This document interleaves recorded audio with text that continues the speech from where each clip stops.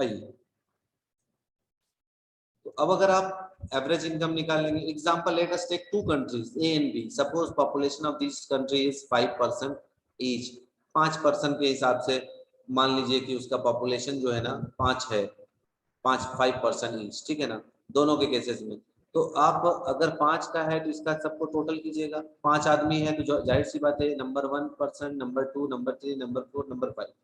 हम a country है, ये कंट्री है ए और बी, इसका एक पर्सन है जिसको मिलता है 9,500, एक पर्सन है जिसको मिलता है 10,500, और इसको जब आप ऐड कीजिएगा एवरेज निकालिएगा तो इसका आता है 8,200, और जब इसको आप ऐड कीजिएगा 5% को तो इसका आता है 10,000। लेकिन अगर हम बेसिस पर अगर एवरेज के बारे में बात करें तो B is country B is better than A, हम बोल सकते हैं पर कैपिटा इनकम के बेसिस पर, ठीक है ना। आगे चलिए, income and other criteria, to find the developed state decide income other criteria also kept in mind. बहुत सारे, एक सिर्फ डेवलपमेंट के लिए सिर्फ हम इनकम को नहीं क्राइटेरिया मानते हैं, इसके अलावा और भी बहुत सारी चीजें हैं।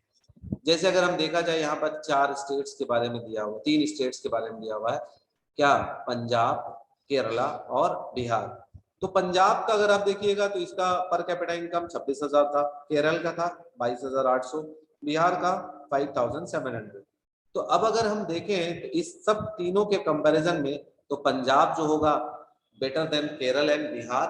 और अगर हम इनकम के बेसिस पर अगर हम बात करें तो सबसे अंडर डेवलप्ड या लो डेवलप्ड स्टेट जो होगा वो बिहार होगा इस 3 के कंपैरिजन में, और सबसे डेवलप्ड जो होगा वो पंजाब होगा, ठीक है ना।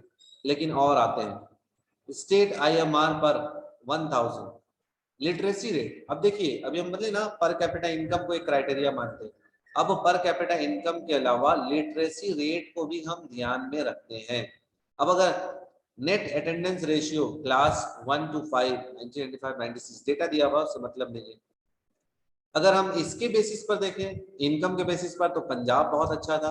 अब इसके बेसिस पर अगर हम देखें तो केरल जो होगा वो एजुकेशन के मामले में, लिटरेसी रेट के मामले में इससे पंजाब से भी बेहतर है।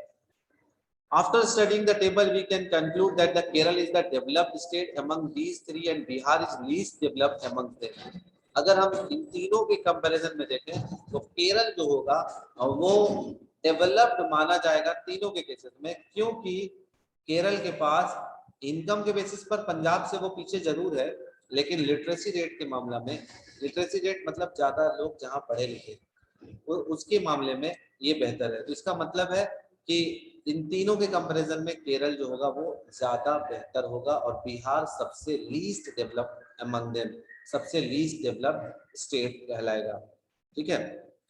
इसके बाद और भी कुछ चीजें हैं लेकिन समय नहीं है मेरे पास।